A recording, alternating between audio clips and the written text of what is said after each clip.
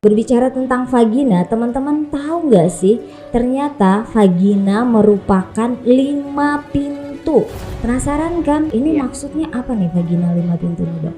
Nah, yang harus kita betul-betul 5 pintu ini saling berkaitan satu sama lain. Satu sama lain. Jangan-jangan itu pintunya kayak pintu Doraemon yang bisa kemana aja. Vagina tuh benar-benar kayak sumber kebahagiaan, khususnya kaum laki-laki ya, Dok. Laki-laki dan perempuan dong. Iya, oh iya benar. Dua-duanya harus bahagia, menjaga supaya pintu-pintu ini tidak semuanya ada. Yang satu aja lah yang ada. Iya. Untuk Kebahagiaan. Kalau terjadi infeksi di saluran telur, kemudian terjadi penyumbatan, salah satu risikonya adalah kemandulan. Vagina kita perlu dijaga, dipelihara. Assalamualaikum warahmatullahi wabarakatuh. Kembali bersama saya Ima di Kick News Today. Jadilah yang pertama tahu. Pemirsa dimanapun Anda berada, berbicara tentang sistem reproduksi manusia dalam tubuh kita, baik pria maupun wanita, itu tidak jauh-jauh. Salah satunya kalau untuk pria nih ya, ada penis. Kemudian untuk wanita ada vagina. Nah, itu salah satunya. Nah, sekarang berbicara tentang vagina, teman-teman tahu nggak sih? Ternyata vagina merupakan 5 pintu. Penasaran kan? Pintunya seperti apa, kok banyak banget, ada 5. Jangan-jangan itu pintunya kayak pintu Doraemon yang bisa kemana aja. Oke, buat mengobati penasaran kalian tentang vagina 5 pintu, sekarang hari ini hadir bersama kami bintang tamu sekaligus narasumber Dr. Reni Bunyamin MPH. Selamat pagi, Dok. Pagi, assalamualaikum warahmatullahi wabarakatuh. Gimana kabarnya nih, Dok? Alhamdulillah. Oke, sekilas informasi untuk pemirsa di rumah, Dr. Reni Bunyamin ini beliau adalah seorang dokter senior yang sekarang kliniknya di Catur Warga 2 ya, Dok ya? 3. Oh, Catur Warga 3, Catur Warga 3, oke. Kemudian S1 kedokterannya beliau mengambil di Universitas Atmajaya Jakarta ya, Dok ya. Kemudian magisternya beliau mengambil di University of Hawaii at Manoa. Keren banget sih di Hawaii. Oke, baik. Nah, Dok, berbicara tentang vagina 5 pintu nih, Dok. Ini maksudnya apa nih vagina 5 pintu nih, Dok? Jadi memang pintunya banyak gitu ya. Banyak banget pintu ya. Segala macam masalah, dan juga bukan masalah saja, tapi suatu hal yang menyenangkan juga lewat vagina. Ya. Jadi vagina adalah salah satu alat reproduksi perempuan. Sebetulnya bukan merupakan pintu ya, tapi dia merupakan lorong gitu ya. Lorong yang gelap gitu. Gelap. Iya. Jadi mungkin yang pertama, pintu yang pertama adalah pintu apa ya? Kehidupan ya. Kehidupan. Okay. Mungkin kebanyakan dari kita pernah melewati lorong ini, pernah melewati vagina pada saat kita lahir, selalu lewat situ. Oke. Kecuali bagi mereka yang keluarnya lewat sesar. Lahir lewat sesar, tidak melalui itu. Jadi beruntunglah kita yang melewati lorong ini. Oke. Luar biasa. Kehidupan. Jadi benar-benar itu bermula, kelahiran atau kehidupan itu bermula dari pintu vagina itu. Betul sekali, pintu kehidupan itu ya. Oke. Kemudian yang kedua nih, Dok.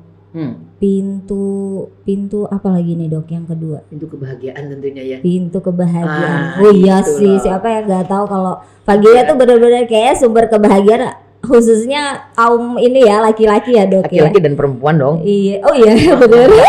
Dua-duanya harus bahagia lewat situ ya. Bahagia, benar. Nah, makanya vagina ini betul-betul harus kita rawat dengan sebaik-baiknya. Supaya dia tetap sehat, tetap elastik, tetap berfungsi dengan baik. Sehingga kalau melakukan sanggama dengan benar pada saat yang tepat dan legal. Legal ya. Legal, harus legal. Itu baru kebahagiaan itu akan tercapai oleh kedua pasang gitu ya. Oh, kalau misalnya untuk yang kebahagiaan ini maksudnya kan ada nih beberapa, kalau itu harus dilakukan secara legal. Nah, kalau tidak legal gimana nih, Dok? Nah, kalau tidak legal jelas itu bertentangan dengan agama ya, satu. Benar, ya. Yang kedua, juga kita kemungkinan akan mendapatkan hal-hal yang lebih negatif ya, Dok. Negatif Iya, gitu ya. benar. Kita tahu bahwa kalau dilakukan tidak legal, tidak aman, bisa terjadi penyakit-penyakit tertentu. Iya, benar.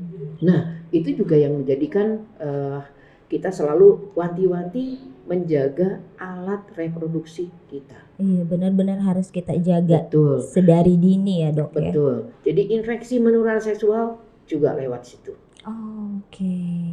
Infeksi menular seksual banyak banget ya, dari GO yang kita sebut dengan kencing nanah, kemudian ada sifilis, kemudian ada HIV dan AIDS. Nah, semuanya lewat situ gitu. Oke, iya, berbicara tentang infeksi menular seksual. Jadi pemirsa di rumah, kami dari PKBI NTB itu memiliki klinik di Jalan Majapahit nomor 11A, dan kami menyediakan layanan IMS, gura vagina dan lain-lain untuk kesehatan, khususnya untuk kesehatan reproduksi. Jadi jangan lupa kunjungi klinik kami. Oke, Dok, kita balik lagi nih ke materi vagina 5 pintu. Tadi pintu yang pertama sudah pintu kehidupan, kelahiran. Nah, kemudian pintu yang kedua tadi kebahagiaan. Nah, yang ketiga nih, Dok. Itu tadi sudah. Oh, pintu kesakitan. Oh iya, benar. Kita sudah lewat dengan pintu yang ketiga tuh. Pokoknya rentan banget dilalui oleh penyakit-penyakit. Betul. Jadi 3 pintu tadi sudah kita bahas. Ternyata memang selain kehidupan, kebahagiaan, kesakitan, jangan lupa ada lagi pintu-pintu lain yang 2 itu. Oh iya. Yang harus kita ini ya, kita apa namanya? Kita perhatikan bahwa kita sebagai orang atau sebagai manusia makhluk hidup itu perlu pengetahuan yang seperti ini. Ya. Yang keempat pintu apa coba? Apa yang keempat nih, Dok? Kita harus menjaga, sebagai perempuan kita harus menjaga pintu ini. Penasaran nih, Dok, pintu apa yuk? Kehormatan. Oke, pintu kehormatan. Iya. Jadi upayakan bahwa kita menjaga kehormatan diri kita itu dengan tidak melakukan hubungan seksual sebelum waktunya. Ya kan? Kita menghindari hubungan seks di luar pernikahan. Nah, ngomong-ngomong tentang pintu kesakitan dan kehormatan nih ya. Pintu kesakitan dulu nih ya, Dok ya. Kira-kira ada tips-tips nggak sih untuk biar maksudnya agar sistem reproduksi kita ini sehat, benar-benar dipastikan untuk sehat tuh, tipsnya seperti apa? Ya, baik. Jadi banyak yang mengatakan supaya bersih kita harus mencucinya dengan sabun. Iya, nah itu Dok. Nah, itu yang tidak boleh. Oh, ternyata nggak boleh. Iya. Ya ampun, saya sering loh, Dok, nyuci pakai sabun. Aduh. Cucilah dengan air bersih yang mengalir. Oh, air bersih yang mengalir. Kenapa sih kita nggak bisa nyuci pakai sabun? Karena kalau kita pakai sabun, kita tahu bahwa di setiap lubang yang ada pada diri kita itu ada mikroorganisme atau bakteri-bakteri yang memang harusnya ada di situ. Oh, sebagai penjaga pintu kita nih. Iya. Penjaga supaya tidak ada bakteri-bakteri lain yang masuk. Nah, kalau kita pakai sabun, semuanya habis, hilang. Penjaga pintunya hilang, akhirnya bakteri lain yang merupakan bakteri yang lebih ganas lagi, dia akan masuk dan justru merusak ya, itu bisa menimbulkan penyakit. Baru tahu loh saya, Dok. Nah, kita juga harus ingat bahwa ada beberapa kebiasaan yang harus kita lakukan ya. Contohnya gini, kita selalu mengganti celana dalam kita setelah beberapa jam, ya. Iya. Biasakan untuk mencium. Mencium ya. Bau celana. Kita tahu nanti bau kita yang benar tuh seperti ini. Oh gitu. Nah, kalau sudah ada bau busuk, jangan-jangan itu sudah menjadi infeksi di dalamnya. Iya benar. Iya, jadi udah gitu kita harus segera mencari pengobatan.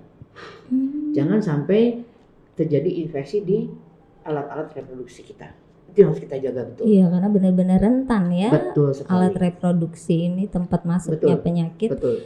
Nah, kemudian untuk pintu kehormatan nih, Dok. Ya. Apalagi kan sekarang kayaknya bukan hal yang tabu ya. Kaum milenial kita ya bisa dihitung dengan jari sih. Ada beberapa yang melepas keperawanannya di usia yang sangat muda dan tanpa legal pernikahan seperti itu. Nah ini hubungannya dengan kesehatan reproduksi itu sendiri gimana nih dok? Iya, melakukan hubungan seksual lebih dini berarti kan? Iya. Lebih dini itu juga rentan terhadap penyakit-penyakit IMS tadi ya dok ya? Penyakit IMS, melakukannya tanpa pengaman. Oke. Ya kan? Kemudian yang kedua, kalaupun melakukan hubungan seks secara awal ya, kemudian terjadi kehamilan. Oke, kehamilan juga kehamilan dini kan? Iya, pada usia muda. Itu juga sangat rentan karena yang namanya alat reproduksi belum sepenuhnya siap untuk kehamilan. Sehingga bisa terjadi prematuritas. Berarti lahir sebelum waktunya. Kemudian yang kedua bisa terjadi penyakit-penyakit pada saat kehamilan. Yang ketiga, si ibu karena belum siap untuk melahirkan bisa terjadi pendarahan. Oh iya betul. Kematian akhirnya. Iya itu ngaruh juga sama psikis berarti. Berisiko yang dihadapi pada kehamilan muda. Kehamilan anak usia dini. Iya, itu yang harus kita. Jadi kita benar-benar harus menjaga ya sedari Betul dini. Sekali. Nah tadi sudah nih pintu kehormatan, pintu kesakitan, pintu berikutnya apa lagi nih dok? Yo yang terakhir apa? Apa nih dok? Pintu kesedihan. Kesedihan. Ya. Bisa gitu vagina merupakan pintu kesedihan. Gimana nih dok? Bayangkan kalau kita ada penyakit di situ. Oh iya. Ya kan? Oke. Ada tumor, ada gangguan lain, kemudian terjadi kemandulan misalnya. Bisa terjadi kemandulan. Itu terjadi kesedihan. Dia tidak bisa punya anak. Iya, tidak bisa memberikan keturunan. Iya, kemudian kehidupan rumah tangganya juga tidak bahagia lagi. Iya, benar sih ya dok. Kesedihan ya. Nah, yang harus kita betul-betul 5 pintu ini saling berkaitan satu sama lain. Jadi pintu yang satu bisa beralih ke pintu yang lain. Nah, yang harus kita lakukan adalah betul-betul menjaga supaya pintu-pintu ini tidak semuanya ada. Yang satu aja lah yang ada. Iya. Pintu kebahagiaan. Kebahagiaan kayaknya udah meliputi semua ya dok ya. Kalau yang kehidupan kan kita bisa lewat sana atau bisa lewat perut kan. Iya. Nah, kalau sudah itu harus ada pintu kebahagiaan dan itu harus kita rawat betul-betul supaya tidak lagi terjadi yang kesakitan, kesedihan. Itu yang harus kita jaga. Iya. Menarik sekali nih dok bahas tentang vagina 5 pintu dan saya baru tahu loh kalau ternyata pintu yang dimaksudkan itu adalah pintu seperti itu. Lorong ya, lebih ke lorong. Betul. Ya.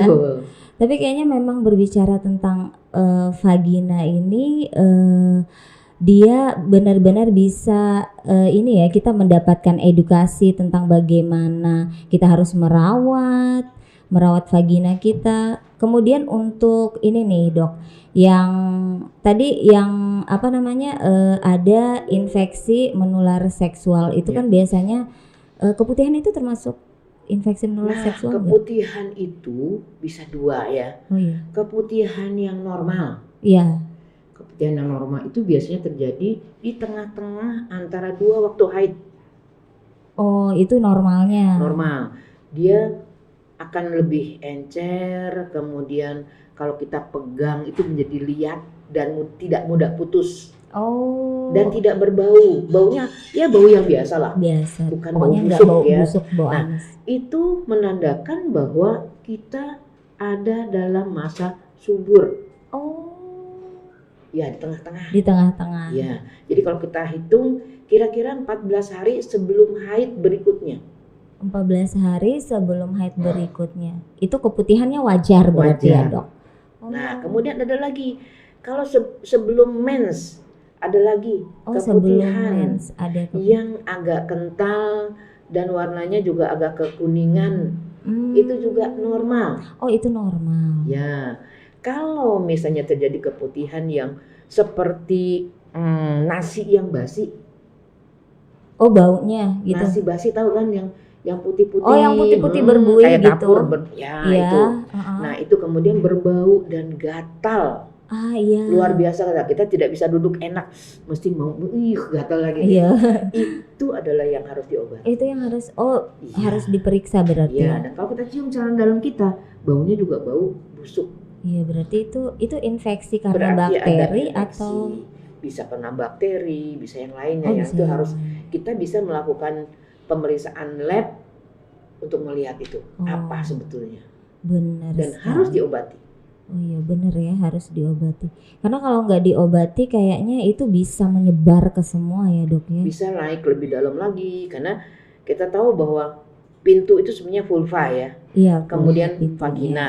Setelah vagina ada mulut rahim. Yang biasanya ada kankernya di situ kan? Iya di situ. Nah, kanker kemudian ada rahim. Nanti bisa masuk ke dalam lagi sampai ke tuba falopii atau saluran telur. Kalau terjadi infeksi di saluran telur, kemudian terjadi penyumbatan, salah satu risikonya adalah kemandulan. Oh. Nah itu yang harus kita cegah ya, bahwa kesehatan vagina kita harus betul-betul terjaga dengan benar supaya tidak ada infeksi. Oke, luar biasa pemaparannya, benar-benar jelas sekali. Kita benar-benar teredukasi nih dok. Ya. Terima kasih banyak dok. Sama-sama. Kira-kira ada pesan nggak buat pemirsa di rumah? Terutama pada generasi muda ya. Iya. Jangan lakukan sebelum waktunya. Betul sekali. Yang kedua, tahu bahwa vagina kita perlu dijaga, dipelihara. Iya. Supaya tadi kita mengalami pintu kebahagiaan, bukan kesedihan, bukan kesakitan. Iya benar. Dan jagalah pintu kehormatan. Iya. Itu Dada. Oke, terima kasih Bu Dokter Reni. Ya ampun. Oke, pemirsa dimanapun Anda berada, tadi kita sudah mendengar penjelasan dari Dokter Reni Bunyamin tentang vagina 5 pintu. Jadi yang pertama itu ada pintu kehidupan, kelahiran, kemudian yang kedua pintu kebahagiaan, pintu kehormatan, kemudian pintu kesedihan dan kesakitan. Jadi di sini pesannya untuk kita semua, jagalah sistem reproduksi kalian dengan baik sebaik-baiknya, karena ini akan menjadi aset khususnya untuk kita wanita ya. Oke, baik, demikian yang bisa kita sampaikan. Kita akhiri bincang-bincang kita dengan Dr. Reni Bunyamin. Terima kasih banyak loh dok atas waktunya. Oke, baiklah, kita akan kembali lagi dengan materi-materi yang unik pastinya dan narasumber-narasumber yang kompeten. Jadi jangan kemana-mana, tetap tonton podcast ini ya di Kick News. Jangan lupa di subscribe dan di like di channel YouTube Kick News Today. Oke, baik, demikian. Assalamualaikum warahmatullahi wabarakatuh. Stay healthy and stay happy.